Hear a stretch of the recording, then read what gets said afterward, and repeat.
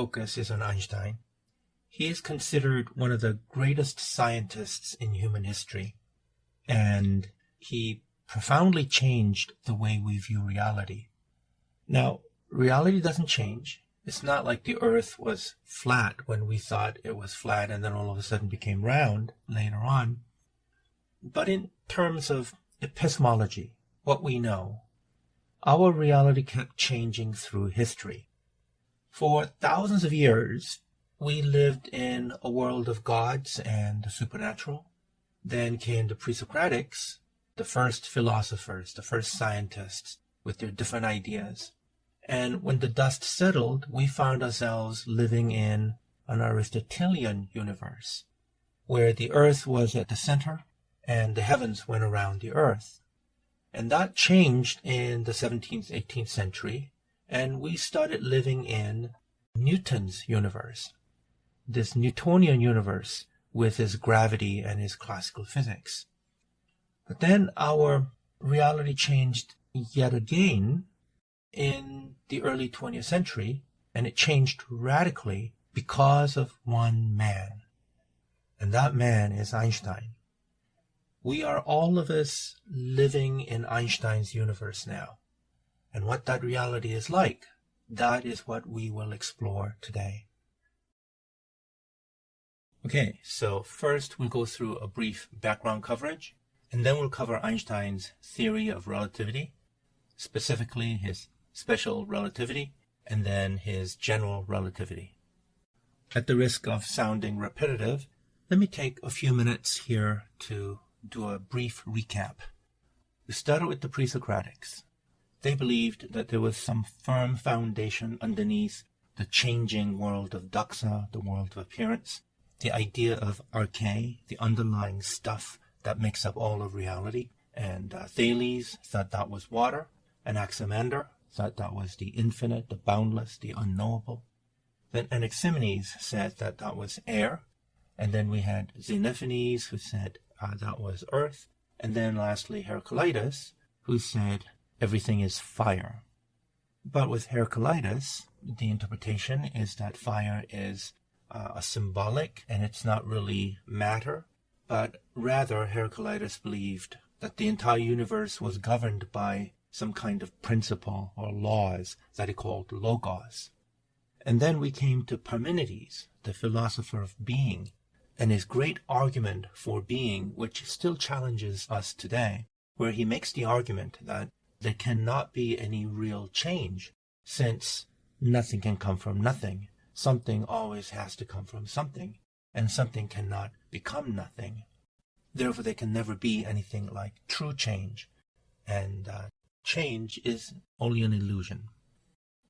Then we had other pre-Socratics who tried to deal with this challenge laid up by Parmenides regarding change, and that included Empedocles and Democritus, and there were many others, I'm sure. But then we get to Plato and Aristotle. Plato said the world of change is this world of shadows, world that is passing away. But true reality was the world of forms, the world of ideas, which was eternal and which was perfect, and our souls somehow belonged to that world. In contrast, Aristotle, the ever commonsensical philosopher, believed that there was no separate eternal world of forms, but form is rather simply what gives shape to matter, and matter is what fills up form. And therefore his idea for what is real became known as hylomorphism. We then skipped 2,000 years to get to Descartes and his argument for mind-body dualism, where he said there are two separate realities, two separate substances.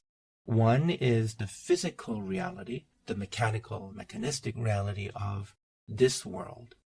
And the other reality is the reality of the mind, the mental world, the immaterial mind, the non-physical mind.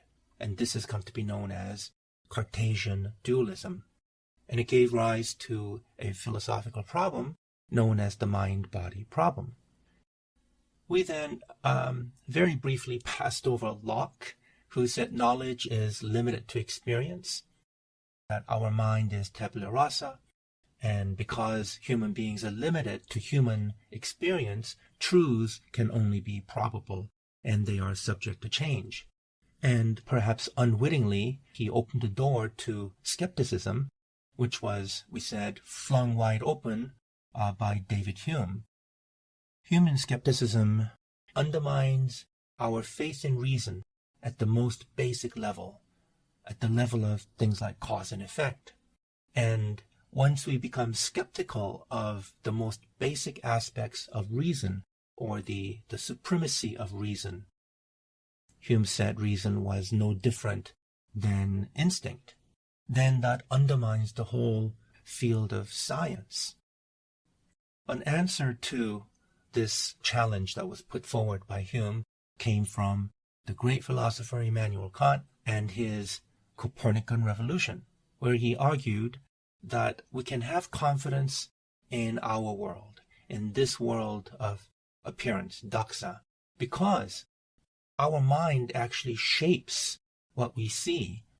We experience the world as human beings because that is the way we are built. We are hardwired to experience the reality the way we do, in terms of space-time and in terms of those 12 categories. So we can have confidence in science because science tells us about the world of doxa, what we call the phenomenal world. But reason cannot take us to the true world, the thing in itself, what he called the noumenal world.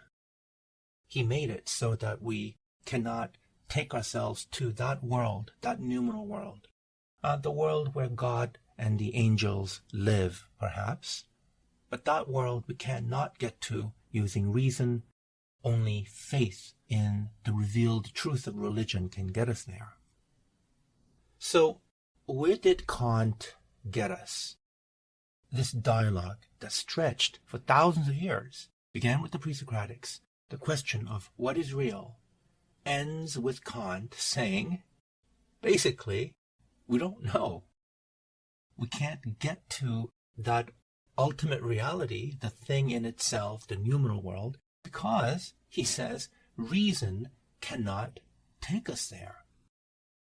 He might as well have been Anaximander version 2. Centuries of dialogue. Has it all been just a waste? He closes the door on us.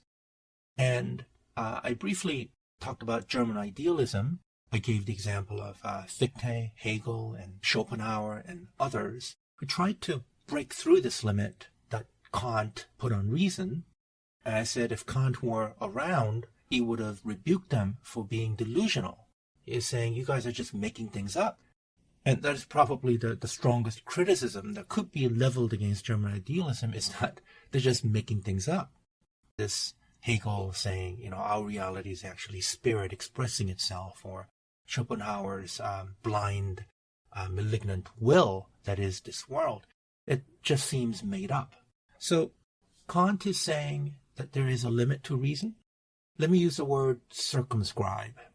He circumscribes us within this phenomenal world. And as interesting as it is, he is saying we cannot go out of it. So now it seems our story is at an end. The Age of Reason culminated with Newton. Newton is the fruit, the golden fruit of the Age of Reason, where his discovery of gravity united the heavens and the earth. And Kant, in a way, provided the philosophical basis, the supplement to Newton's physics. All is well. The story comes to an end. Then came Einstein, and we discovered that the story had another chapter to it. Albert Einstein was a Jewish-German physicist.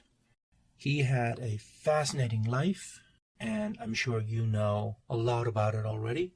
But we are not going to get into the life story of Albert Einstein because there is simply too much for us to cover. So I would like to focus on Einstein's accomplishments, specifically his theory of special relativity and his theory of general relativity. In talking about Einstein, we usually start with the miracle year, 1905, where Einstein produced 4 papers while working as a clerk at a patent office. He was only 26 years old, just gotten his PhD in theoretical physics, and he produced these papers. Each one of them groundbreaking papers that if a physicist were to come up with one of them in his entire life would have made him famous. And yet Einstein came up with 4 of them in 1 year.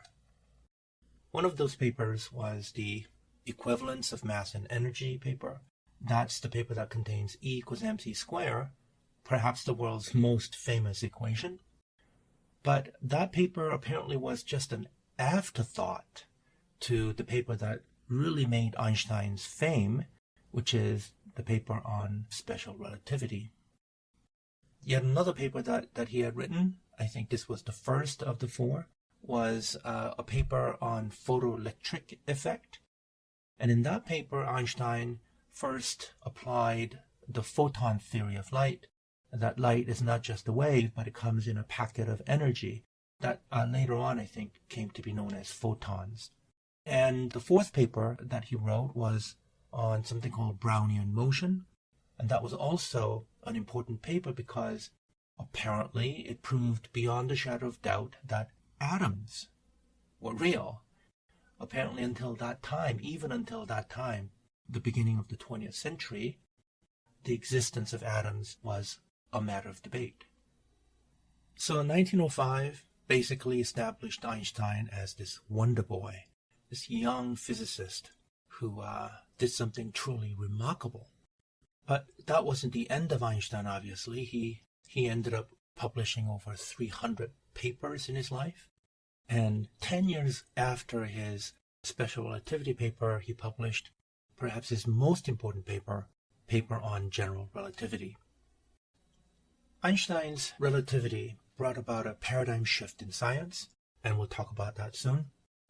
Einstein solved this conflict between Newtonian mechanics and electromagnetism, that space and time are related, E equals mc squared. Again, we'll kind of talk about this later as well. Einstein's theory of general relativity replaced Newton's model of gravity. And people often say that he also refuted Kant's Copernican revolution. I put a question mark in that because that is debatable, and that is what gets our story going again. To talk about Einstein's theory of special relativity and gain any real sense of understanding of what it is, we need to go back in time, a couple of centuries, back to Newton.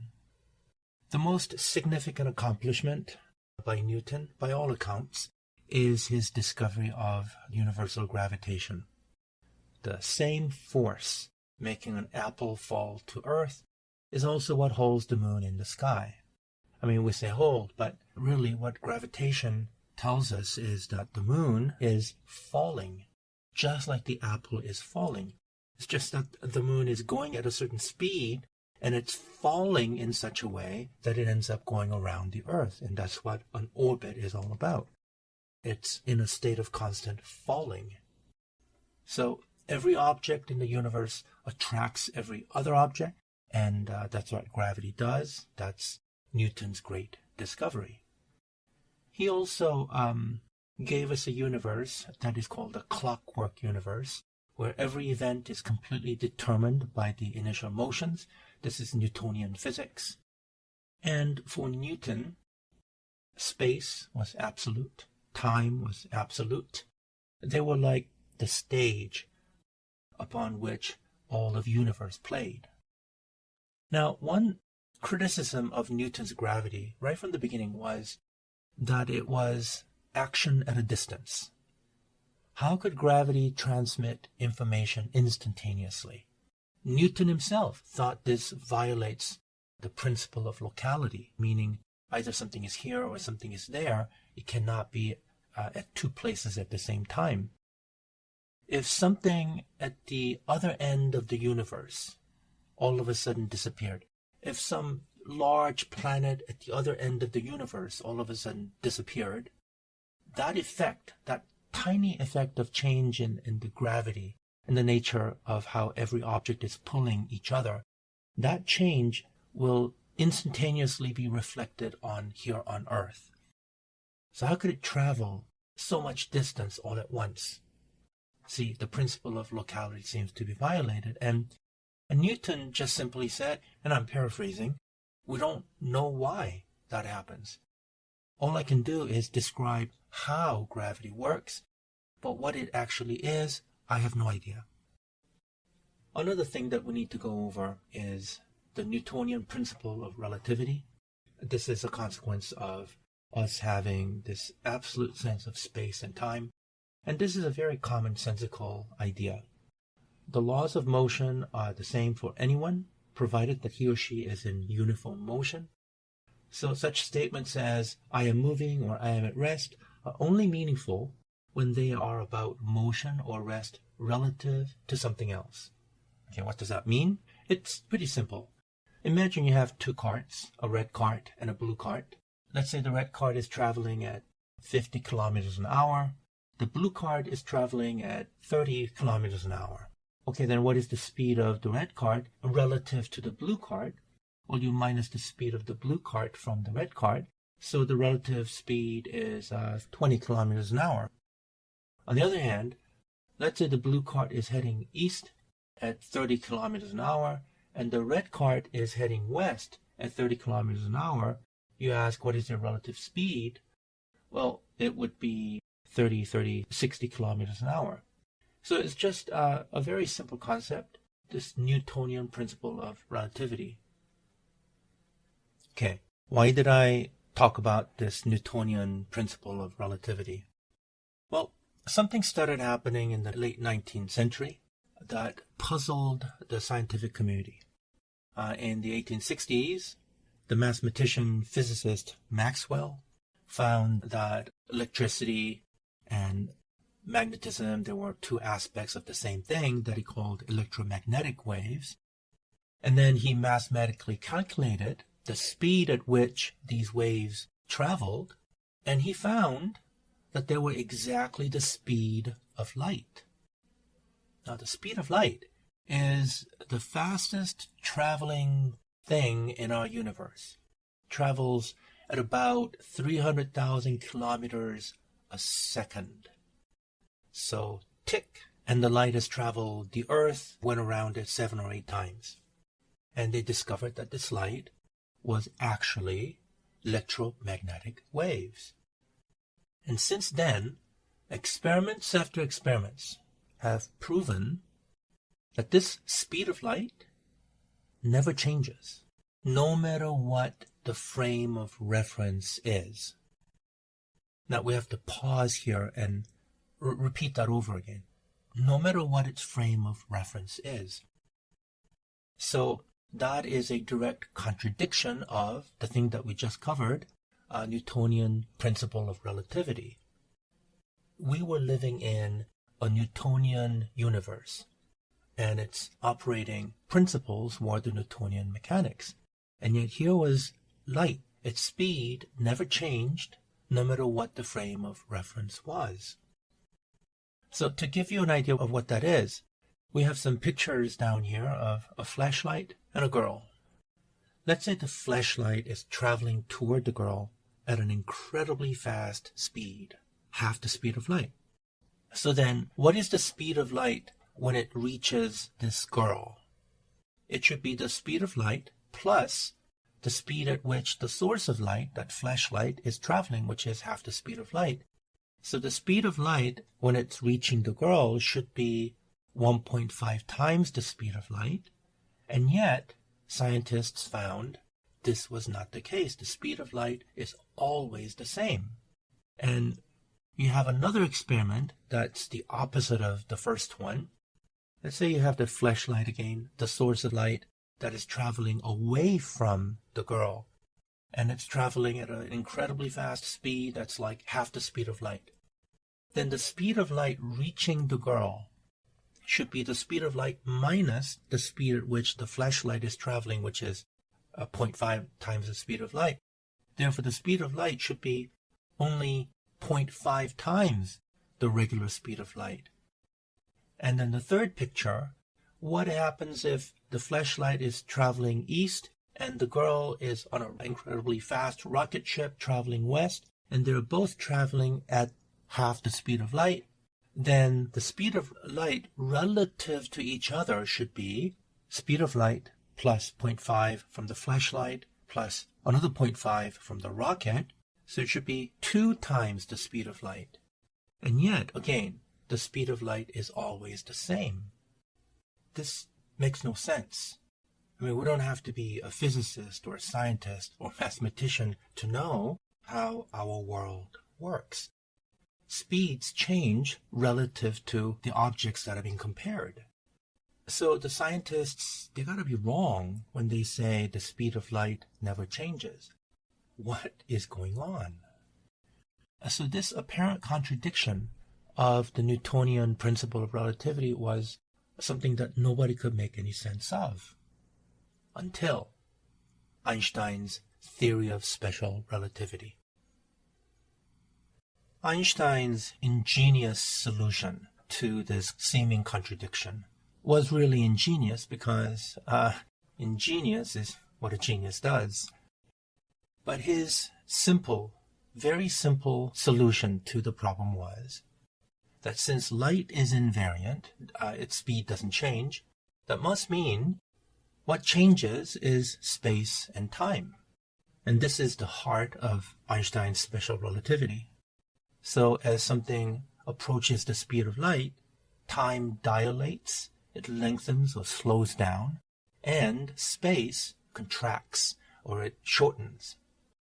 Now with this one thought, Einstein overturned Newtonian physics, meaning space was no longer the absolute and time was no longer the absolute stage of reality upon which all things played.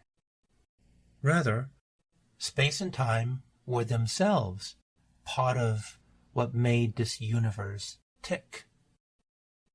Now, this special relativity is something we can talk about, but it really is a hard concept for us to grasp because it totally goes against our sense of what reality is and how it works. Consider these pictures. So you see the pictures of a baseball here. Perhaps it could be a basketball. So when it's not moving, the thing is perfectly circular. But as it starts to go really, really fast, starting to approach the speed of light, its shape starts to flatten and flatten, flatten. And by the time it reaches the speed of light, it loses its depth. It becomes sort of a one-dimensional shape. On the other hand, as an object approaches the speed of light, the way clock ticks within that object starts to slow down.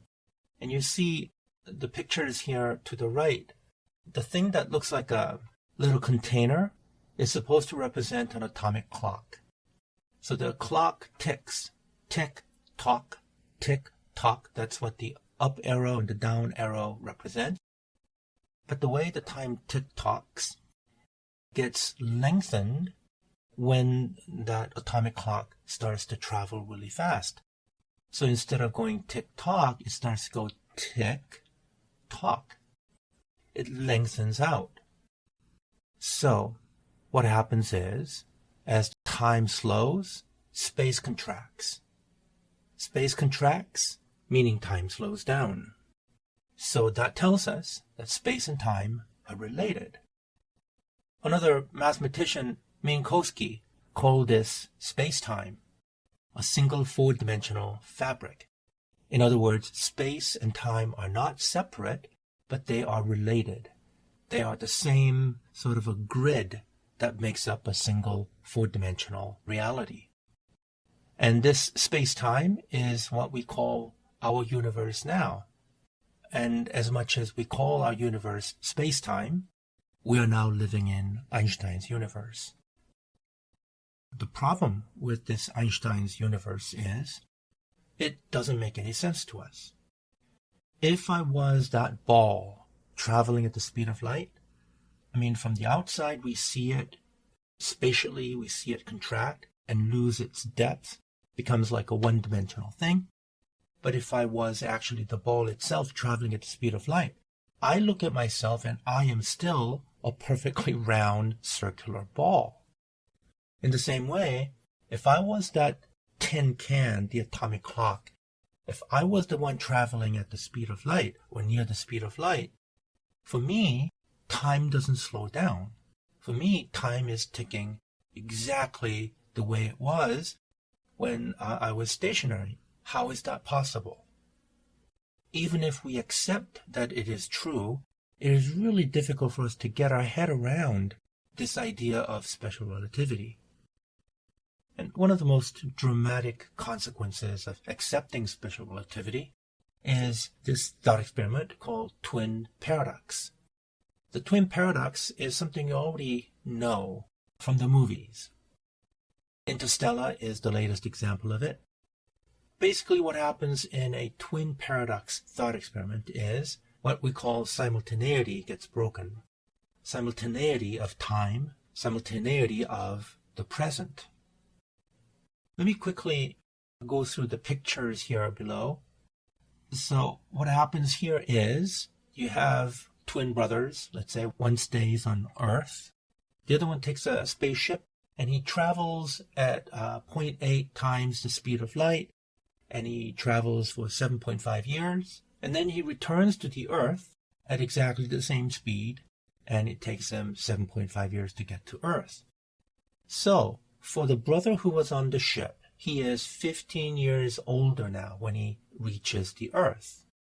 But for the brother who remains on Earth, for him, the 7.5 years that his twin brother was on the ship, for him that is 12.5 years. And when his brother comes back, again, his brother is on the spaceship for 12.5 years. So when his brother returns to the Earth and they're shaking hands, the brother who was left on Earth is 25 years older, whereas the brother who was on the ship is only 15 years older. They're no longer twins. The twin brother who was on the ship is 10 years younger than his brother now.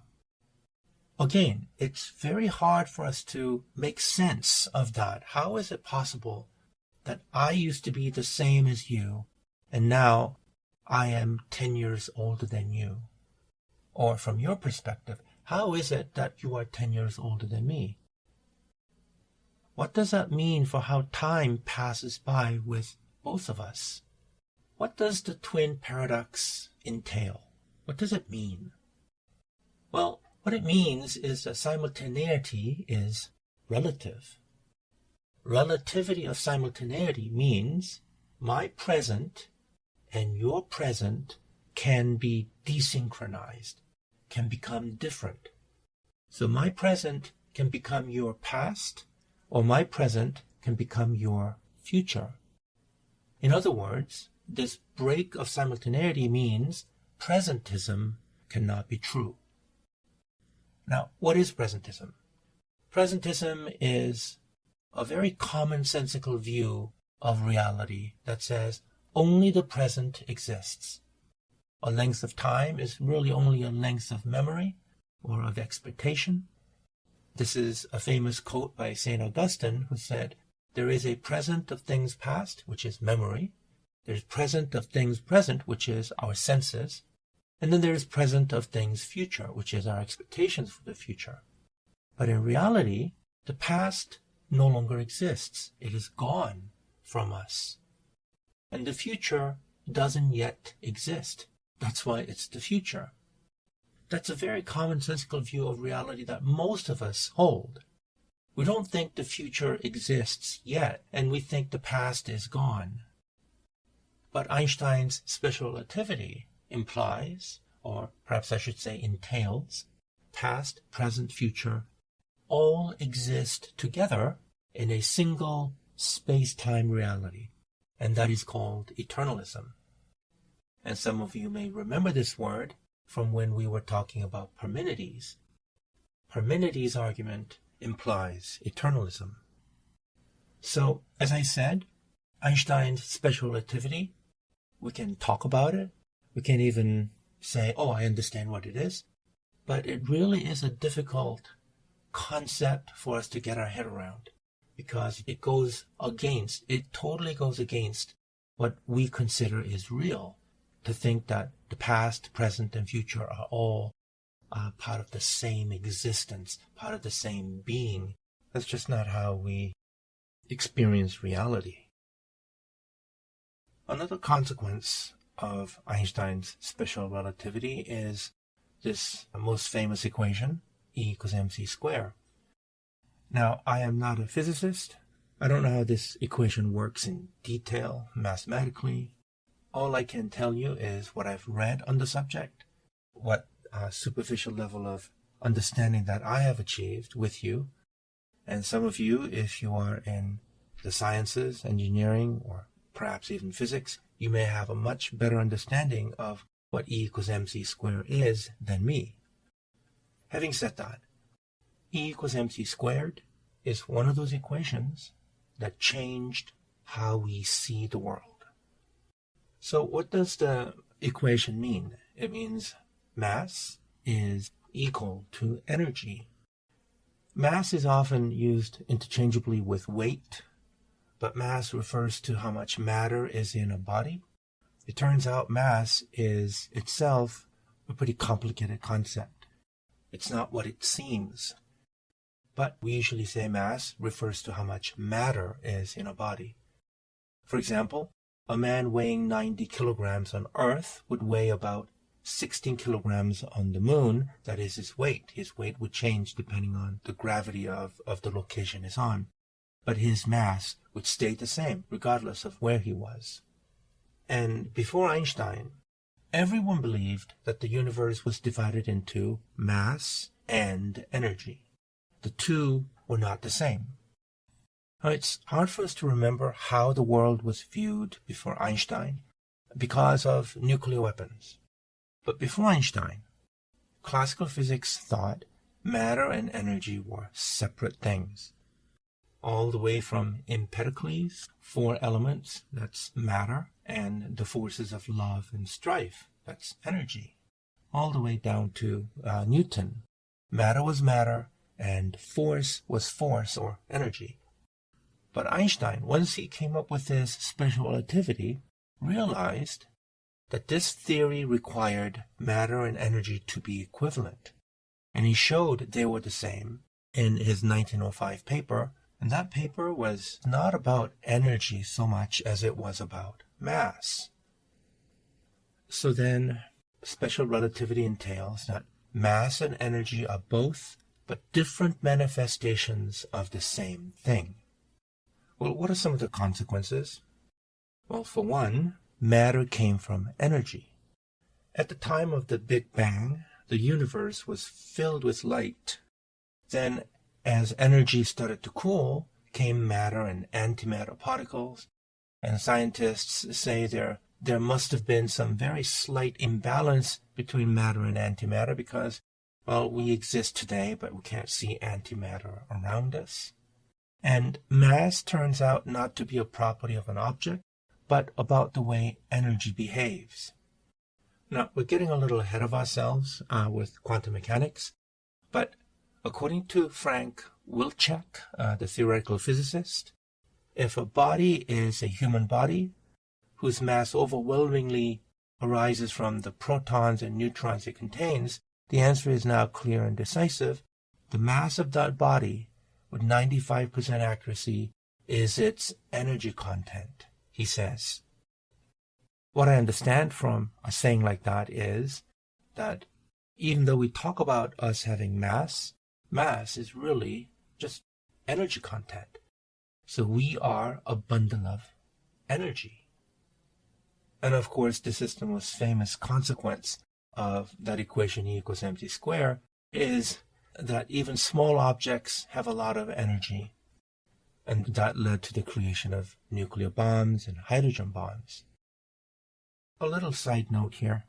So, regarding nuclear bombs, Einstein is obviously intimately associated with building of the nuclear bombs because he's the man who came up with this most famous equation, E equals mc squared. But Einstein's only involvement, apparently, was his letter to President Roosevelt speaking of the need for the United States to go ahead with the nuclear bomb program. But Einstein was not involved with the Manhattan Project itself. The Manhattan Project is obviously the project that produced the nuclear bombs for the United States. It's hard for us to imagine nowadays what it was like during the Cold War, that existential dread that people were constantly under. Now, I belong to the generation, well, I'm the tail end of the baby boomer generation. I remember what it was like growing up in the 70s and 80s. The constant fear. It's never at the front, but it was there. This fear that we could all be wiped out in an instant, and this burst of nuclear flames and radioactive fallout. Nowadays, there are still nuclear weapons everywhere, but we don't have that sense of dread anymore. Nevertheless, we live in the nuclear age now, and all of it got started because of that darn little equation of Einstein's, E equals mc squared. Now we come to Einstein's most profound accomplishment, his theory of general relativity. Einstein knew from the beginning the limitations of his special relativity theory, which was that it was restricted to uniform motion. But Einstein wanted the theory to work with all motion. In other words, he wanted the theory to work with acceleration as well.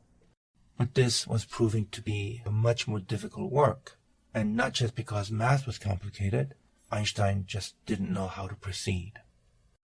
But Einstein was also faced with a couple of problems that put him at odds with Newton's universe. He had already violated the almost sacred assumption of the Newtonian universe that space and time are absolutes. But here were some other problems that he needed to overcome. One, Newton's gravity acted instantaneously across the whole universe. We talked about this before. Newton himself couldn't explain why that was possible, this action at a distance. So he said, I only know how to explain this, but I don't know what gravity itself is. Well, why is this a problem with Einstein? Einstein's relativity restricts information to the speed of light. According to Einstein's theory, light has to be a kind of cosmic speed limit for the universe, and Newton's gravity violated this condition. Also, Newton's gravity calculations depended on distance between objects, and Newton's gravity calculations were incredibly exact.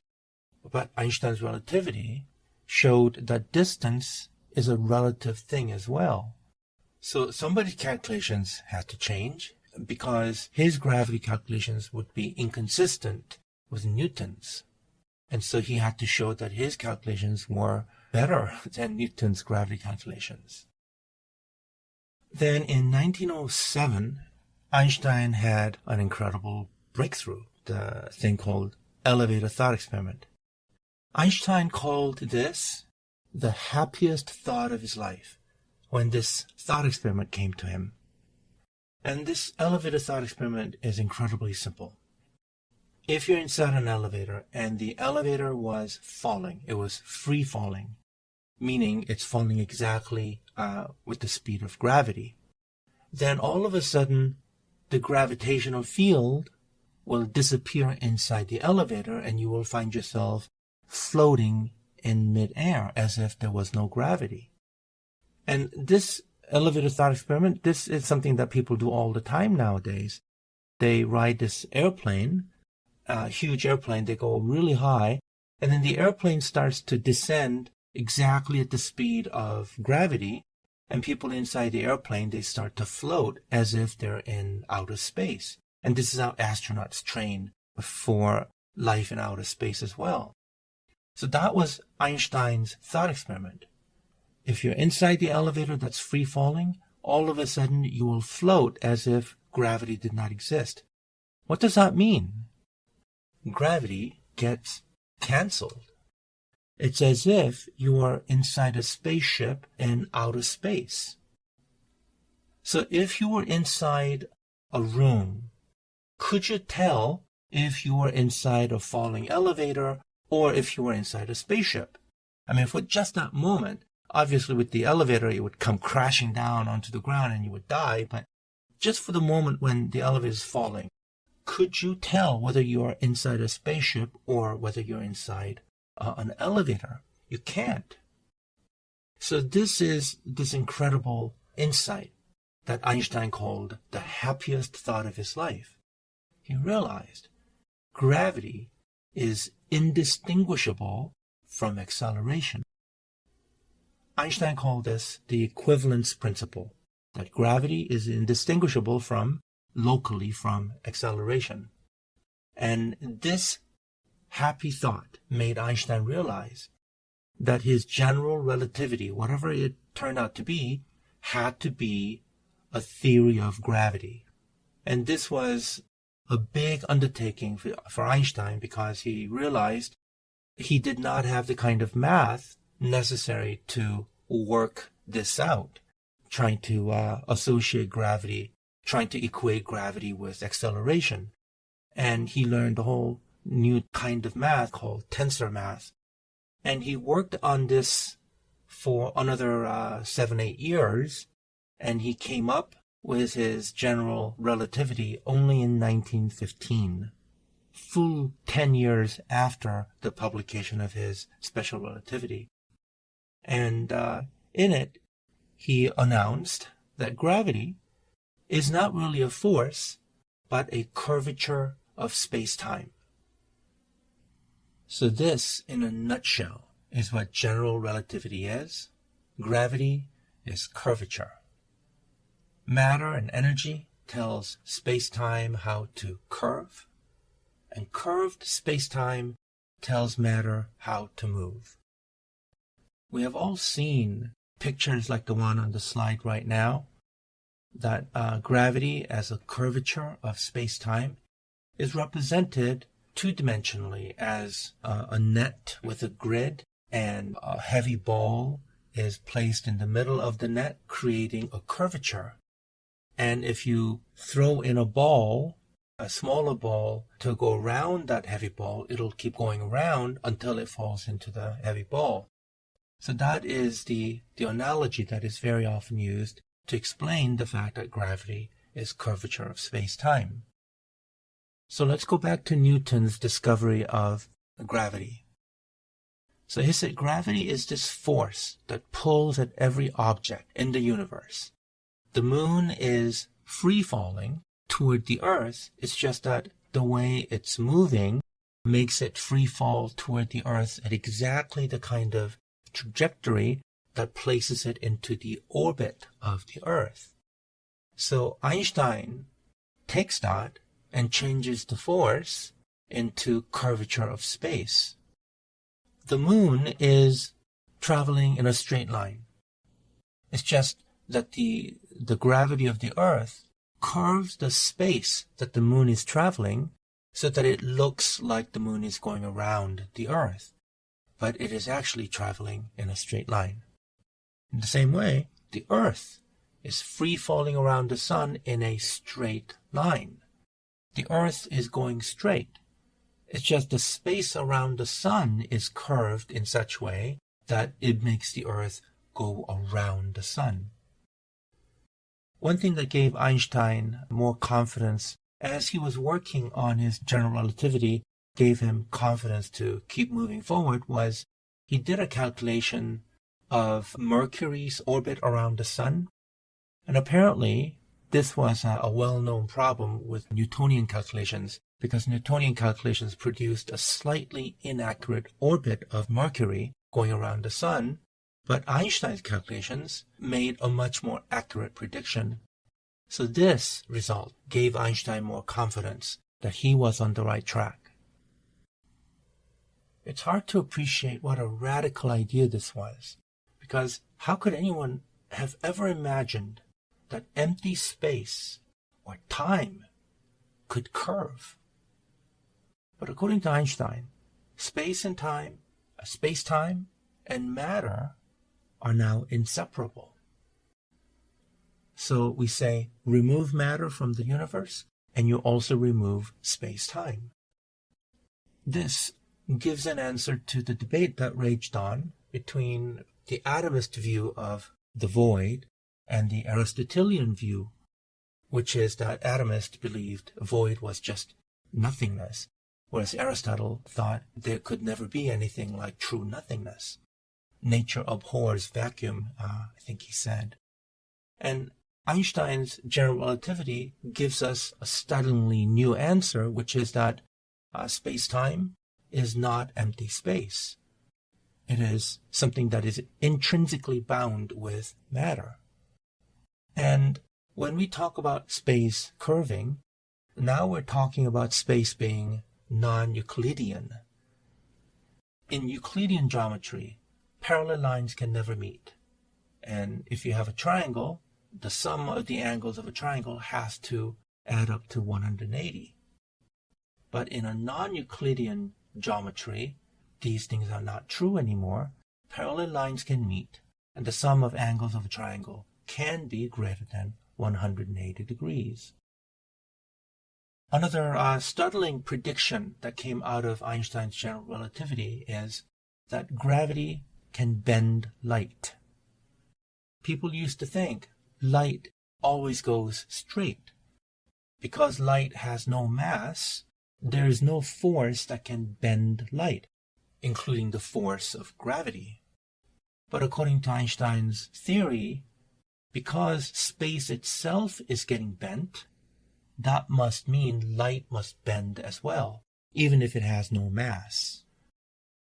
So this prediction that light itself would bend according to gravity was proven in a famous 1919 solar eclipse experiment. So if you look at the picture below, there's a star that lies directly behind the sun. So we should not be able to see that star from the Earth. But during the solar eclipse, when we could see around the sun, we saw that the star appeared to be beside the sun and not behind. And that proved that the light was bending around the sun. Now this event became a kind of a milestone in the revolution of modern science. And it's interesting that this 1919 solar eclipse was a solar eclipse. Western philosophy began with a solar eclipse, 585 BC by Thales. And this experiment proved to the world that we were living in a universe governed not by Newtonian physics, but by the rules of Einstein's relativity.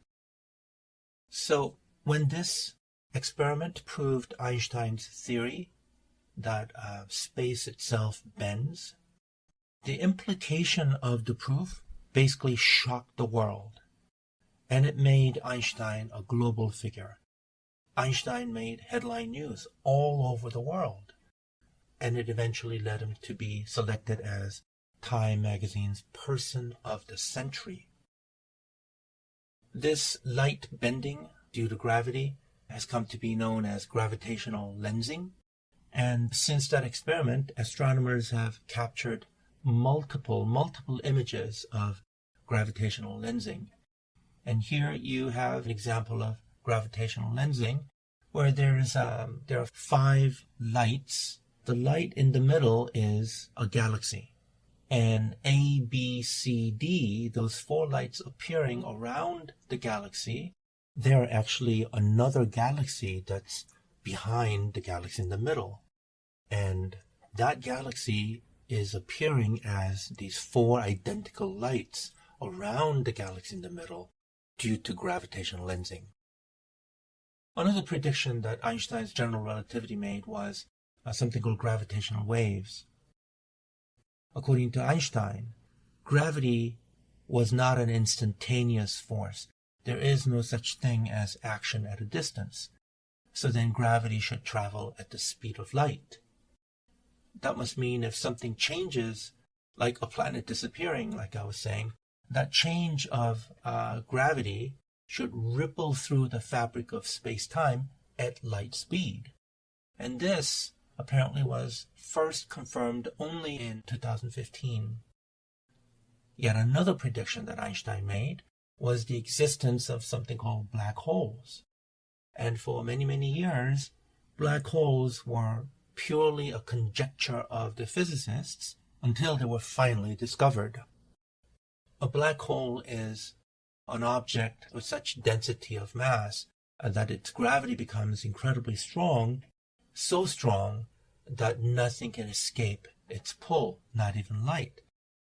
And Einstein predicted that there is something called event horizon or singularity inside the black hole where the laws of physics would break down.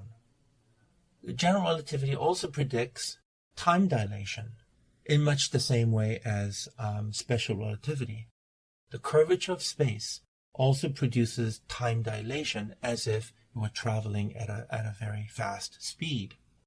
And this idea of time dilation due to gravity was actually proven in 1971 in a very famous experiment done by Haffel and Keating, where they took these atomic clocks on commercial airplanes and they flew these clocks around the world. They flew one airplane east, and then they flew another airplane to the west, and then they also had an exactly synchronized atomic clock that was left on the ground. And when the planes came back, the clocks disagreed. There was a difference in the way they kept time. And these differences matched the predictions of Einstein's special relativity and general relativity perfectly. So what does that mean? If you are living on the Earth, you age at a certain rate. But if you were living, let's say, inside the space station, above the Earth, I suppose several hundred kilometers up, I don't know what exactly the distance is, but if you were living inside the International Space Station, for example, time goes by just a bit more quickly for you. So you age a little bit more quickly than if you were living on the Earth. Because on the ISS space station, you are affected by gravity just a little bit less. And for those of you who have seen the movie Interstellar, this time dilation becomes a major plot point of the movie. There's a scene towards the end where the astronauts, Cooper and Amelia, they decide they have to slingshot around a gigantic black hole in order to escape from their situation. And they do that, but they know that they're losing years of time because when they get close to this gigantic black hole with its massive gravity, they're losing decades of time compared to people on Earth. But this time dilation isn't just science fiction. It's with us in our everyday life. Even the GPS systems that we use, they have to take into account Einstein's time dilation in order to make the GPS measurements accurate. So we went through Einstein's theory of relativity in the shallowest way possible because we couldn't use any mathematics or physics to argue points. But even with this shallow understanding that we have of Einstein, now let's turn back to Kant. Kant's grid of perception and categories. What was that about? That was his argument for having confidence in the phenomenal world based on us being hardwired to shape our experience. We see the world spatially, meaning in terms of Euclidean geometry, and our experience is shaped by things like causality and also by time. We have a sense of absolute time.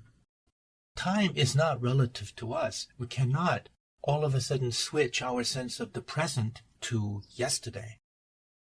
I can't time travel in my mind and all of a sudden go to yesterday and then live those moments of yesterday as if they were my present. I cannot time travel into the future and live tomorrow as if that was my present. I am stuck in the present. And the past will always be the past, and the future will always be the future. But general relativity showed that space is non-Euclidean, and it showed that time is relative. So, was Kant wrong? This is a point that is still being debated. Now, Einstein was no stranger to Kant. Apparently, he read Kant when he was only 13 years old. But maybe that was not such an unusual thing for a precocious German boy. But for Einstein, he believed that mathematics could lead to truth in physics, the world as it is, the numinal world, which meant refuting Kantian form of flat space. Now, things get rather complicated here. For example, the Earth going in a straight line, and yet because the space is curved, the Earth ends up going around the sun. When we look at the picture of the Earth going around the sun, to us, the Earth is going around. The Earth is not going straight. Are our eyes deceiving us? I guess they are, because to us, the Earth is turning round the sun. But according to Einstein, the Earth is going straight. It's space itself that is being curved. So, do we say Kant is wrong? Or do we say this is just another layer of the phenomenal world that we're discovering, and this curvature of space is still part of the phenomenal world, not the world of the thing in itself, the numinal world? That point is still being debated. But it's interesting that in this long narrative that we have been telling, with its many twists and turns, there is yet another major twist coming, and that is quantum mechanics. And it's interesting that Einstein, who thought he was refuting Kant with his theory of relativity, still fought against an interpretation of quantum mechanics because he wanted to hold on to one of Kant's categories, specifically the category of causality, because that is the bedrock of classical physics. And this twist, perhaps the final twist in our narrative, we will be covering in our next lesson. Good night.